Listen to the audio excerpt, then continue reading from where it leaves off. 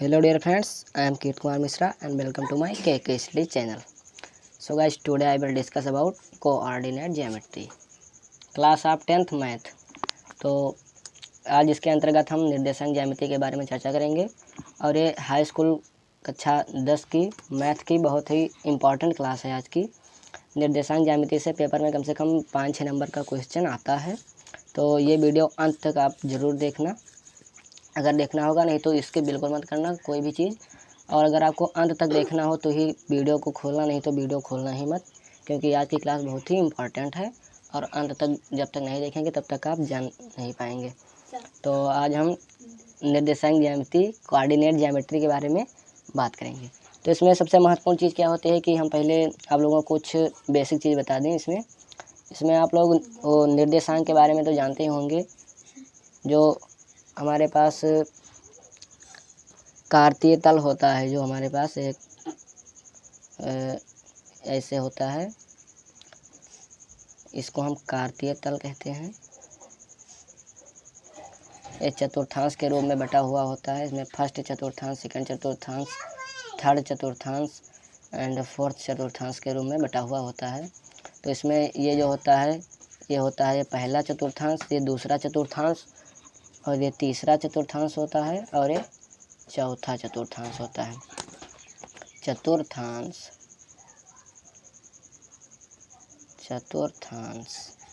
पहला, ये दूसरा चतुर्थांश है, ये तीसरा चतुर्थांश है और ये चौथा चतुर्थांश है। तो अब इसमें क्या होता है कि पहले चतुर्थांश में जो x और y का मान होता है, ये x अक्ष है, इसको हम y अक्ष कहते हैं। ये y अक्ष है, y अक्ष, और ये x अक्ष है, x अक्ष। तो इसमें जो होता है कि इसका निर्देशांक जो होता है, तो इसमें पहले हम x का निर्देशांक लिखते हैं, फिर बाद में y का लिखते हैं। मतलब इसको हम x, y के रूप में लिखते हैं। तो पहले चतुर्थांश में प्लस प्लस होता है, तो पहले चतुर्थांश में प्लस, प्लस लिखेंगे।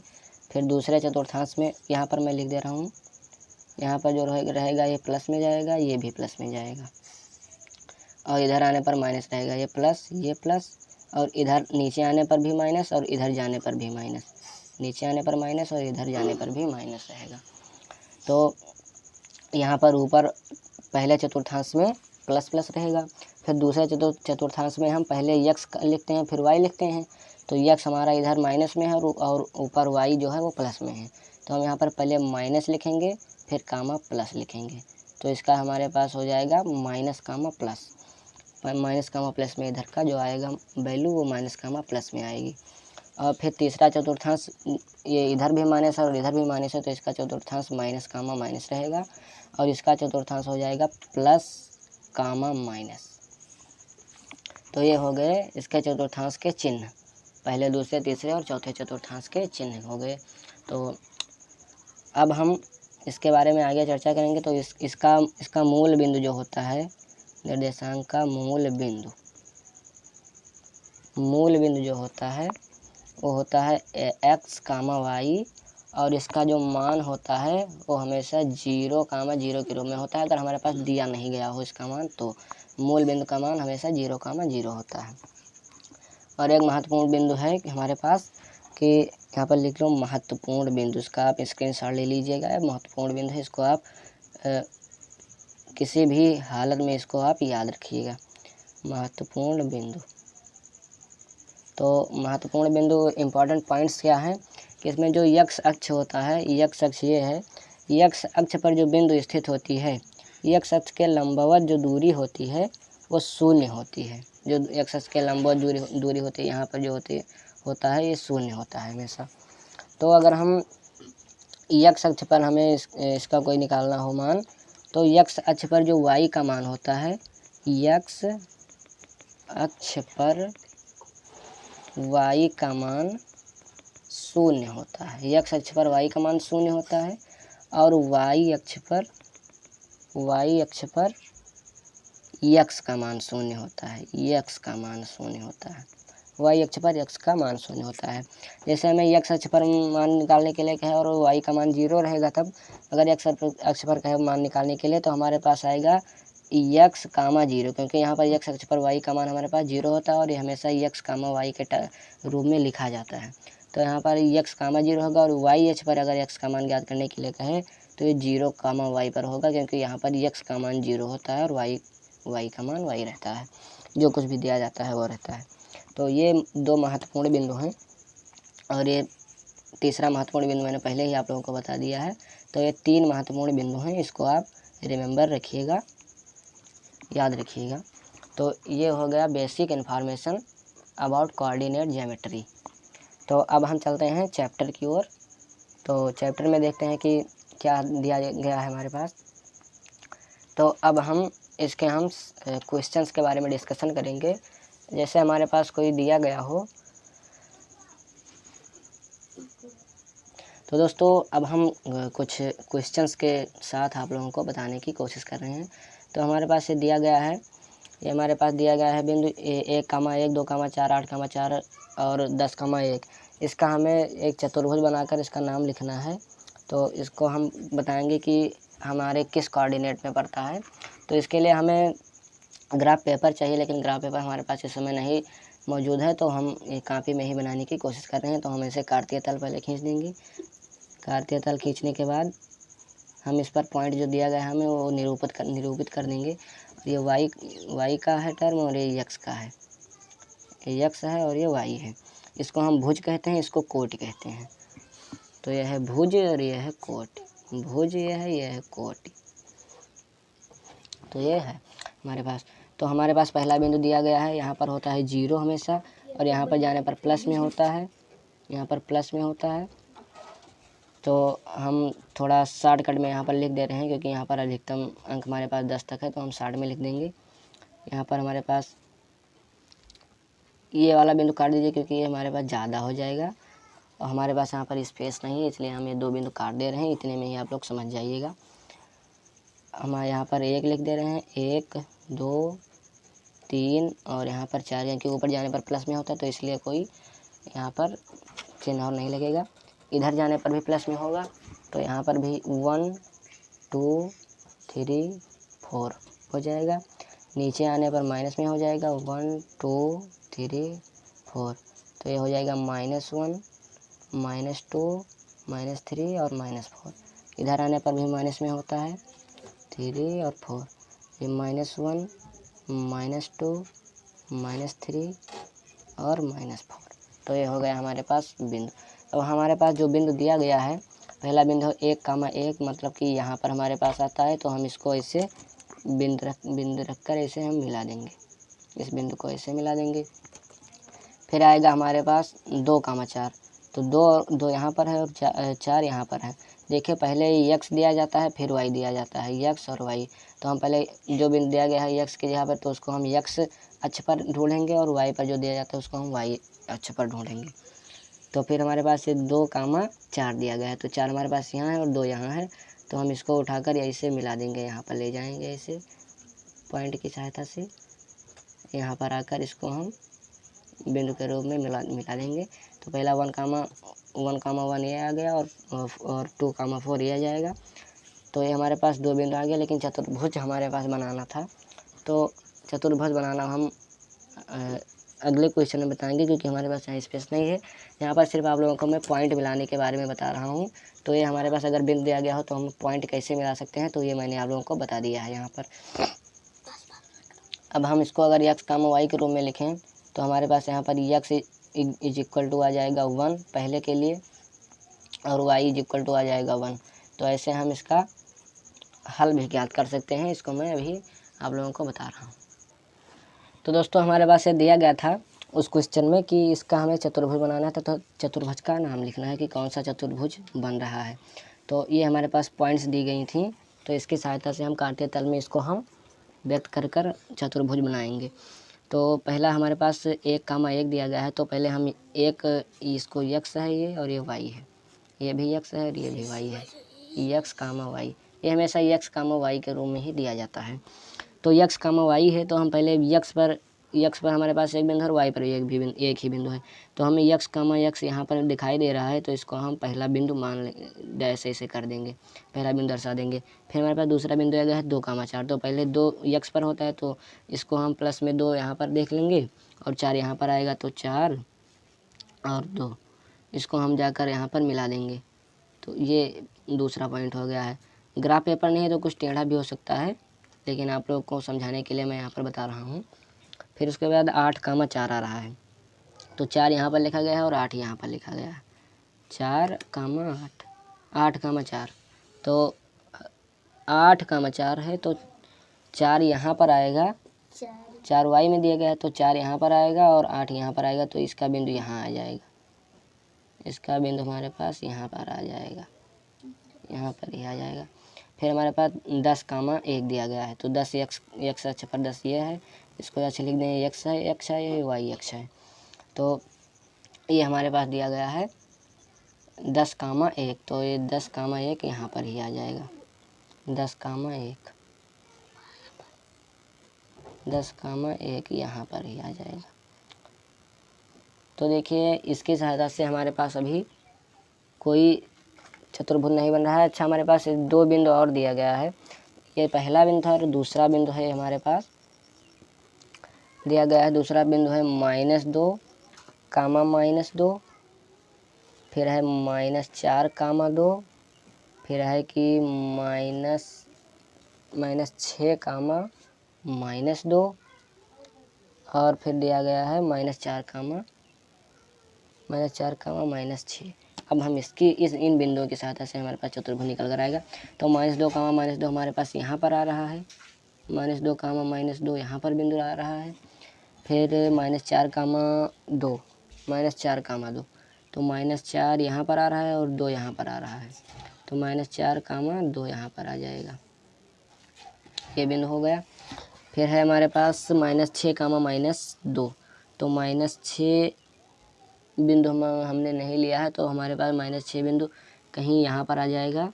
हम मान ले रहे हैं कि मानिए यहाँ पर हमारे पास -6 आ रहा है और -6, -2 यहाँ पर आ रहा है, तो यहाँ पर आकर यहाँ पर ये मिल जाएगा -6, 2।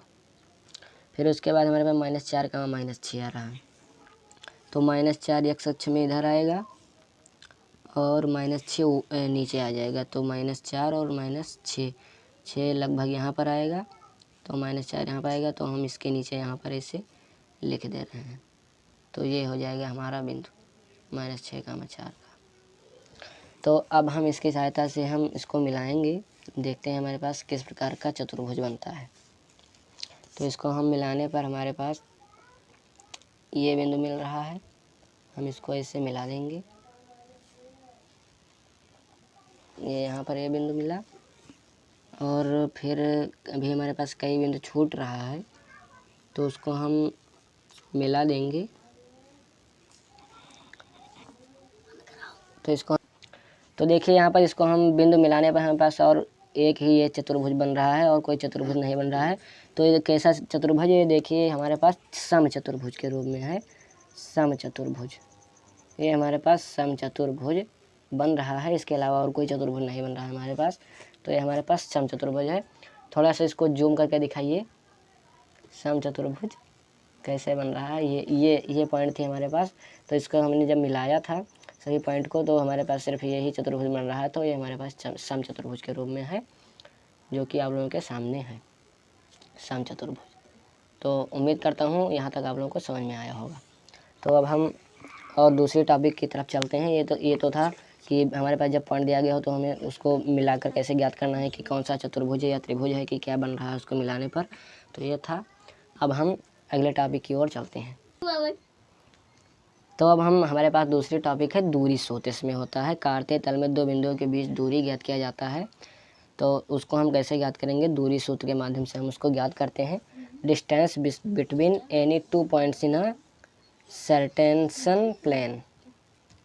तो इसको हम कैसे ज्ञात करेंगे, तो हमारे पास समतल में स्थित किन्हीं 2 बिंदुओं के बीच की दूरी ज्ञात करने के लिए उन बिंदुओं को हमारे पास दिया गया होता है, बिंदु हमारे पास पॉइंट दिया गया होता है। उसकी सहायता से हम एक सूत्र होता है हमारे पास, उससे हम उसकी दूरी, उसके बीच की दूरी ज्ञात कर सकते हैं।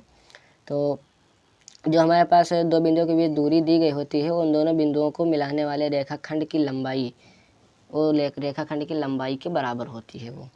तो उसका एक सूत्र होता है कि माना किसी समतल में, पहले लिख लें माना,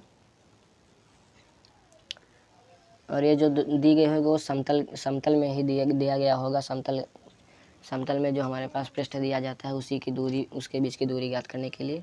तो माना किसी समतल में दो बिंदु दी गई है हमारे पास। समतल में दो बिंदु ए जो है उसका x1 कामा y1 है, x1 कामा y1 है, और फिर बी बिंदु है वो है x2 कामा y2। तो इसके बीच की दूरी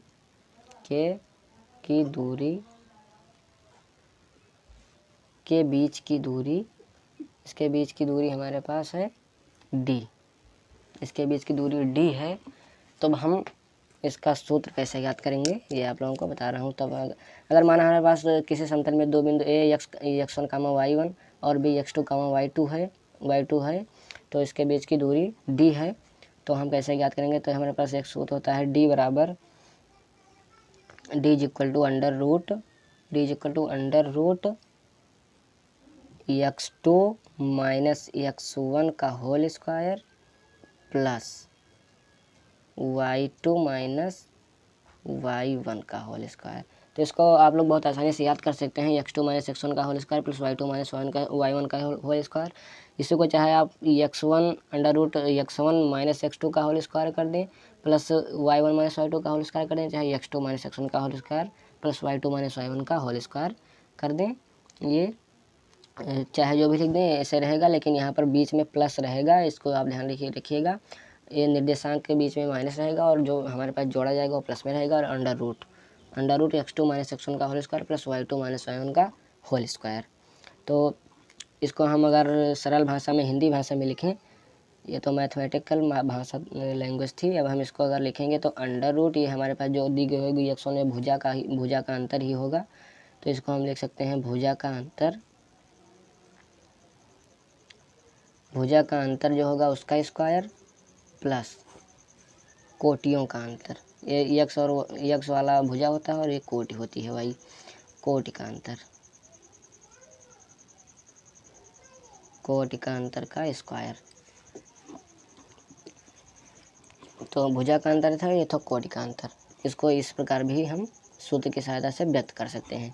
तो मेन इंपॉर्टेंट फार्मूला हमारे पास दूरी सूत्र का है x2 माइनस x1 का under root x2 minus x1 का whole square plus y2 minus y1 का होल स्क्वायर। इसका आप स्क्रीनशॉट ले सकते हैं जिससे आप लोगों को ये सूत्र, इसी की सहायता से हम कुछ क्वेश्चन यहाँ पर ज्ञात करेंगे, उसके बीच की दूरी ज्ञात करने के लिए कहा जाएगा। तो हम इसी सूत्र की सहायता से ज्ञात करते हैं। तो ये क्वेश्चन की सहायता से मैं आप लोगों को बता रहा हूँ। तो दोस्तों ये हमारे पास एक क्वेश्चन है कि बिंदु हमारे पास 8, -2 एंड 3, -6 के बीच की दूरी हमें ज्ञात करनी है। तो देखिए मैंने पहले बताया था कि इसी प्रकार से हमारे पास क्वेश्चन दिया जाएगा, उसके बीच की दूरी ज्ञात की जाएगी। और ये 100% गारंटी है कि पेपर में ये क्वेश्चन जरूर आएगा। 100% गारंटी है, 101% गारंटी मैं ले रहा हूँ इस क्वेश्चन की, कि इस प्रकार के क्वेश्चन दो बिंदुओं के बीच की दूरी ज्ञात करने का पेपर में क्वेश्चन जरूर आएगा। तो देखिए अब हम इसका हल कैसे ज्ञात करेंगे, कैसे इसको हम निकालेंगे। दूरी सूत्र की सहायता से हम इसको निकालेंगे, लेकिन हमारे पास पहले बिंदु दिया गया है उसको लिख लेंगे 8, -2 और 3, -6। तो 8, -2 ये है x1, ये है x1 कामा y1 और यह है x2 कामा y2। अब हम दूरी सूत्र की सहायता से लिख लेंगे। दूरी सूत्र मैंने क्या बताया है अभी आपको, कि दूरी सूत्र होता है under root x2 minus x1 का whole square plus y2 minus y1 का होल स्क्वायर। ये दूरी सूत्र होता है। अब इसी में हम x और y का मान पुट कर देंगे, उसी की सहायता से हम इसको निकालेंगे। तो ये अंडर रूट हमारे पास x2 है 3 और माइनस x1 हमारे पास है 8, -8 का होल स्क्वायर हो जाएगा प्लस y2 हमारे पास है -6 और माइनस y1 हमारे पास है -2, तो माइनस माइनस प्लस हो जाएगा, यहाँ पर 2 का होल स्क्वायर हो जाएगा। तो हम ऐसे लिख देंगे इसको। हमारे पास 3 में से माइनस हट जाएंगे, हमारे पास बचेगा -5 का होल स्क्वायर, प्लस 6 में से 2 जाएगा, हमारे पास बचेगा -4 का होल स्क्वायर। जब हम माइनस का स्क्वायर करते हैं तो माइनस माइनस प्लस हो जाता है। हमारे पास से 5 का स्क्वायर आ जाएगा 25, प्लस 4 का स्क्वायर आ जाएगा 16 और 25 आ जाएगा। 16 और 25 हमारे पास आता है, इसका अंडर रूट 16 और 25 होता है 41, अंडर रूट 41। तो इसको अगर आप भी और हल करेंगे तो आ जाएगा, दशमलव में मान इसका आ सकता है, लेकिन अभी हम इसको यहीं तक रहने देंगे। और जो भी इकाई दी होगी वर्ग सेंटीमीटर स्क्वायर या मीटर स्क्वायर या कुछ भी दिया होगा उसको हम इकाई यहाँ पर लिख देंगे। तो ये दूरी सोच से हम इसके बीच की दूरी निकाल सकते हैं। और मूल बिंदु का अगर हमारे पास मूल बिंदु दिया गया हो, मूल बिंदु से x, y मतलब कोई बिंदु दिया गया उसके बीच की दूरी हम कैसे ज्ञात करेंगे, तो ये आप लोगों को मैं एक क्वेश्चन और बता रहा हूँ। इसी 2 क्वेश्चन के बीच में हमारा आंसर आ जाता है। किसी भी पेपर में यही 2 क्वेश्चन आता है। तो अगर हमारे पास इस प्रकार का क्वेश्चन दिया गया हो कि मूल बिंदु से 3, -4 की दूरी ज्ञात करो, तो इसमें हम क्या करेंगे कि मूल बिंदु हमें मानना पड़ेगा। मूल बिंदु हम मान लेंगे, मूल बिंदु मैंने इसका पहले बता दिया है कि मूल बिंदु हमेशा 0, होता है। तो हम मूल बिंदु को 0, मान लेंगे, जो कि मूल बिंदु हमारे पास 0, हो जाएगी। तो और x1 हमारे पास दिया गया है, यहाँ पर लिख लें 0, और 3, -4 दिया गया है। 0, 3, -4। तो हम यहाँ पर मान लेंगे, ये हमारे पास आ जाएगा x1, y1, x2, y2। अब इससे हम फार्मूला दूरी सूत्र की सहायता से हम इसकी दूरी ज्ञात कर सकते हैं। x2 - x1 का whole square plus y2 - y1 का होल स्क्वायर, ये सूत्र हमारे पास, इसकी सहायता से हम इसके बीच की दूरी भी ज्ञात कर सकते हैं। तो हमारे पास x2 है 3 और माइनस x1 हमारे पास है 0 का होल स्क्वायर, प्लस y2 हमारे पास -4 है और -0 का होल स्क्वायर। तो उसको हम करने पर हमारे पास 3 में से 0 जाएगा, तो हमारे पास बचेगा 3 का होल स्क्वायर और प्लस 3 का स्क्वायर और प्लस हमारे पास आ जाएगा, यहाँ पर -4 में से 0 जाएगा तो 0 जुड़ जाएगा, कुछ नहीं होगा, तो ये -4 बचेगा, -4 का होल स्क्वायर। 3 का स्क्वायर करने पर हमारे पास आता है 9, 4 का स्क्वायर -4 माइनस माइनस गुणा होकर प्लस हो जाएगा। अगर हम माइनस का गुणा माइनस में करेंगे तो हमारे पास प्लस हो जाता है। तो वही चीज़ यहाँ पर होगा, अगर माइनस का स्क्वायर करेंगे तो माइनस का भी गुणा 2 बार यहाँ पर होगा, और 4 का गुणा होगा तो 4 चौक 16 हो जाएगा, और ये प्लस बीच में लगा है तो प्लस हो जाएगा। अंडर रूट 25 हमारे पास आ जाएगा।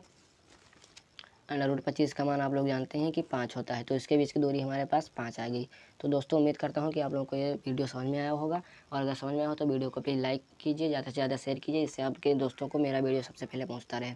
और हमारे चैनल को अगर अभी तक आपने सब्सक्राइब नहीं किया है तो जल्दी से हमारे चैनल को सब्सक्राइब कर लीजिए, इससे सबसे पहले आप तक वीडियो मेरी पहुँचते रहे। तो वीडियो देखने के लिए धन्यवाद, थैंक यू।